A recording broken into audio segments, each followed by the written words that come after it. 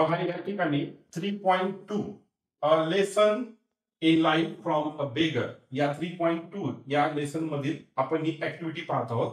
Match the pairs म्हणून दिलेला आहे. जर 10वीच्या बोर्डाच्या परीक्षेमध्ये याच 3.2 वरती जर पॅसेज आला तर त्या पूर्ण लेसन मधील ही अत्यंत महत्वाची काही फ्रेजेस आहेत. त्याचं मिनिंग आपल्याला माहिती असलं पाहिजे. मग या ठिकाणी ऍक्टिव्हिटी कशी तयार केली आहे पहा. मॅच द पेयर्स मध्ये ए कॉलम मध्ये दिलेली आहेत फ्रेजेस आणि बी कॉलम मध्ये या ठिकाणी दिलेली आहे त्याची मिनिंग्स. तर आपल्याला काय करायचंय, हे ए कॉलम मध्ये दिलेली जी फ्रेजेस आहेत आणि त्यांची जी बी कॉलम मध्ये दिलेली जी मिनिंग आहे याची पेयर्स आपल्याला जुळवायची आहे. तर हे अत्यंत महत्वाची फ्रेजेस आणि त्याचा अर्थ आपण या ठिकाणी माहिती करून घ्या. पहा, काउच पोटॅटो हे हा जो फ्रेज आहे हा 80 माणसासाठी उपयोगात आणला जातो. म्हणून काउच पोटॅटो याचा मिनिंग काय होतो पहा, लेझी किंवा गुड फॉर नथिंग. ओके, म्हणजे काही कामाचा नसलेला. पण या ठिकाणी याची पेयर काय, डी ही पेयर येईल. ओके, लक्षात असू द्या. देन नेक्स्ट आहे वरी वॉट. पहा, वरी वॉट म्हणजे काय, वरी म्हणजे काय, काळजी, नेहमी काळजी करणारा.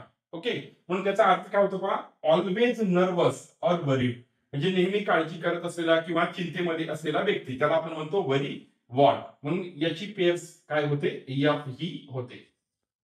नेक्स्ट पहा काय आहे, फुडी डुडी. फुडी डुडी म्हणजे असा माणूस जो की ओल्ड फॅशन आहे, म्हणजे जुन्या विचाराचा आहे किंवा जुन्या पद्धतीने राहतो किंवा त्याच्यामध्ये पुरसटलेले विचार म्हणतो आपण त्या पद्धतीने.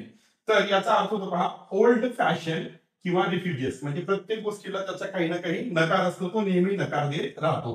म्हणून अशा व्यक्तीला साठी काय वापरलं जातं, फुडी डुडी. ओके, नेक्स्ट पहा वेट ब्लँकेट. आता ब्लँकेट कसा आहे, वेट भिजलेला आहे. भिजलेला ब्लँकेट कोणाच्या कामाचा असतो का, कोणाच्याच कामाचा नसतो, म्हणजे काही काम नसलेला, निकामी. ओके, सो याचा अर्थ इथे काय होतो पहा, स्पॉइल्स अदर पीपल्स फन किंवा गुड.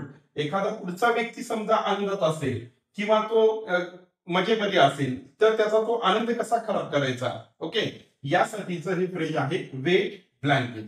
नेक्स्ट पहा वीज. या ठिकाणी याची मग पेयर्स काय होईल, ई होईल आणि ही फुडी टुडी जी आहे याची पेयर काय होईल या ठिकाणी, जी होईल. नेक्स्ट पहा वीज. याचा अर्थ होतो ब्रिलियंट जीनियस. ओके, म्हणजे हुशार बुद्धिमान व्यक्ती जो असतो त्याला काय म्हटलं जातं, वीज पण म्हटलं जातं. म्हणून याची पेयर काय होते, ए. नेक्स्ट पहा ब्लॅक शीप कोणाला म्हटलं जातं पहा. ब्लॅक शीप हे जे म्हटलं जातं ते एखाद्या शेमफुल पर्सन साठी आपण ब्लॅक शीप हे फ्रेज वापरतो. म्हणून यासाठी पेयर्स काय होते, सी ही पेयर्स होते. आता लास्ट काय पहा, लाईव्ह वाय. ओके, तसं तर हा सायन्स मधला वर्ड आहे लाईव्ह वाय. ओके, सो तो या ठिकाणी फ्रेज म्हणून का वापरलाय, याचा अर्थ काय होतो पहा, लाईव्ह वाय याचा अर्थ होतो व्हेरी एनर्जेटिक किंवा ऍक्टिव्ह असलेला व्यक्ती जो असतो त्याच्यासाठी आपण काय म्हणतो, लाईव्ह वाय हे फ्रेज वापरतो. म्हणून यासाठी जी पेयर येते ती कोणती येते, बी येते. तर विद्यार्थी मित्रांनो, हे अत्यंत महत्वाचे फ्रेज आहेत.